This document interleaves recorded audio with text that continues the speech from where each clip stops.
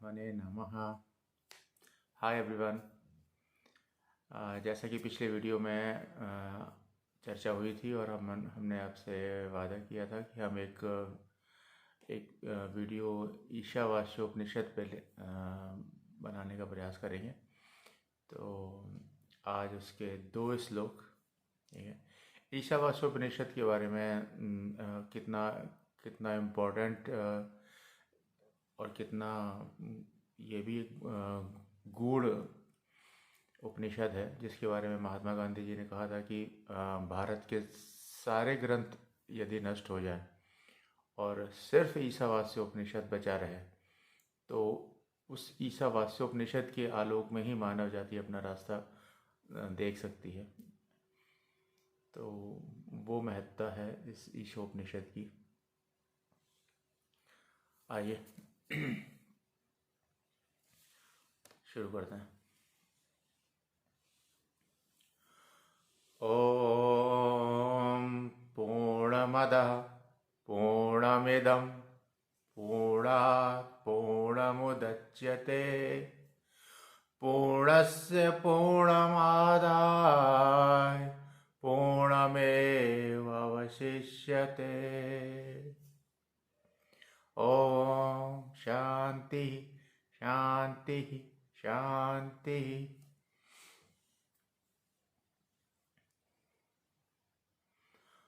ओम पूर्णमदः, अधः मीन्स वह जो पूर्ण है अर्थात ईश्वर। पूर्णम इदम, यह जो पूर्ण है अर्थात संसार। पूर्णात् पूर्णमुदच्यते, वो पूर्ण है और ये जगत भी पूर्ण है। उस पूर्ण से ही ये पूर्ण निकला है। पूर्णस्य पूर्णमादाय, पूर्ण से पूर्ण के निकल जाने पर भी पूर्णमेव अवशिष्यते, पूर्ण ही बच जाता है।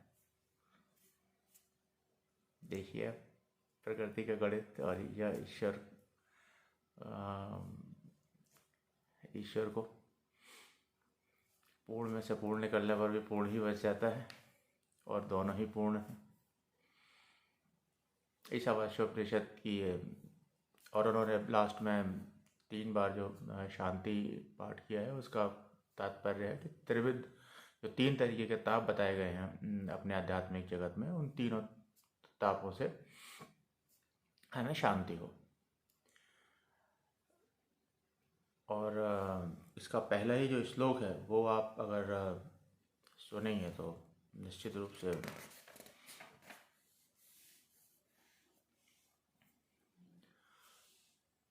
ईशावास्यमिदं सर्वं यत्किंच जगत्यां जगत् तेन तक्तेन भुञ्जीथा मा ग्रदः कस्य स्वेद्धनम्। ईशावास्योपनिषद में जो पहला श्लोक है ये कह रहा है कि यत्किंच जगत्याम जगत, ये जो कुछ भी जगत में है, कि जो कुछ भी दिख रहा है और नहीं भी दिख रहा है, ईशावास्यमिदं सर्वम, ईश्वर इस पूरे जगत में व्याप्त है ना।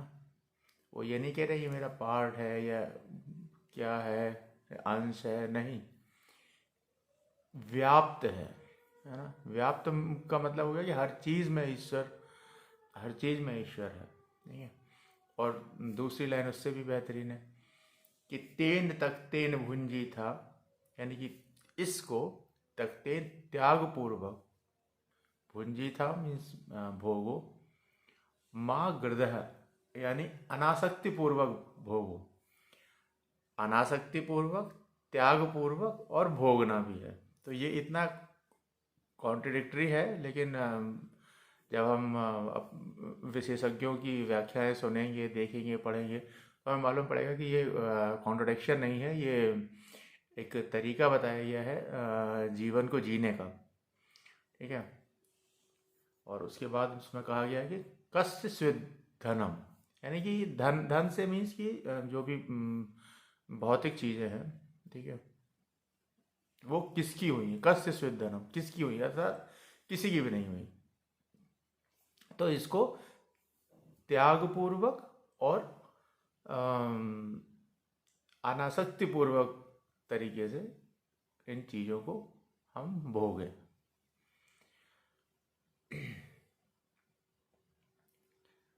इतनी सुंदर व्याख्या है। और अब आप इसको अब यही बात हमारा जो मॉडर्न साइंस है, अगर हम उससे थोड़ा सा कंपेयर तो नहीं कहूँगा, लेकिन जो मॉडर्न साइंस ने निकाला है, हिग्स बोसॉन, हिग्स बोसॉन को उन्होंने गॉड पार्टिकल नाम ही दिया है। उन्होंने बोला है कि एक ऐसा एक पार्टिकल है जो हर हर चीज़ में मौजूद है, और जिसकी मौजूदगी ज़रूरी है, जिसकी वजह से चीज़ों में मास है और चीज़ें अपनी जगह पे स्थित हैं। हिग्स बोसॉन, ठीक है ना, गॉड पार्टिकल नाम दिया। महान साइंटिस्ट के नाम पे उन्होंने हिग्स बोसॉन, इस कण का नाम, इस पार्टिकल का नाम रखा, और बाद में साइंटिस्ट ने और गॉड पार्टिकल भी इसको बोला है, ठीक है। तो वो यही कह रहा है कि हर एक चीज़ में कुछ ऐसी चीज़ मौजूद है जिसकी वजह से उस चीज़ में मास है, उस एटम में, उसमें मास है, ठीक है। यानी कि वो हर जगह मौजूद रहने वाली चीज़ है, हर जगह पाई जाने वाली चीज़ है। और ईसावास्य उपनिषद का पहला श्लोक भी यही कह रहा है कि ईसावास्यमिदं सर्वम यत्किंच जगत्याम जगत, इस चराचर जगत में जो कुछ भी दिख रहा है वो ईश्वर से उत्पन्न होते हैं। तो जहाँ लोग समझते हैं कि साइंस और अध्यात्म में कॉन्ट्रडिक्शन है, तो कॉन्ट्रडिक्शन नहीं है, साइंस भी उन्हीं चीज़ों को सिद्ध कर रहा है, ठीक है। उसके कहने का तरीका अलग है। हमारे जो आध्यात्मिक शास्त्र है, ग्रंथ हैं, उनके कहने का तरीका अलग है, लेकिन कुछ चीज़ों में निश्चित रूप से एक साम्य है, ठीक है। वो कहते हैं, व्याख्या अलग तरीके से करते हैं, अध्यात्म अलग तरीके से उसकी व्याख्या करता है, लेकिन निश्चित रूप से ये दो श्लोक अपने आप में एक जीवन जीने का तरीका भी बताते ही है, क्लियरली उसमें मेंशन्ड ही है कि हम कैसे इस जीवन को जिए, कैसे हम अपनी चीज़ों को, इस चराचर जगत में जो चीज़ें हमें उपलब्ध हैं, उन चीज़ों का हम कैसे उपयोग करें। तो आज के इस अंक में इतना ही। त्रुटियों के लिए क्षमा।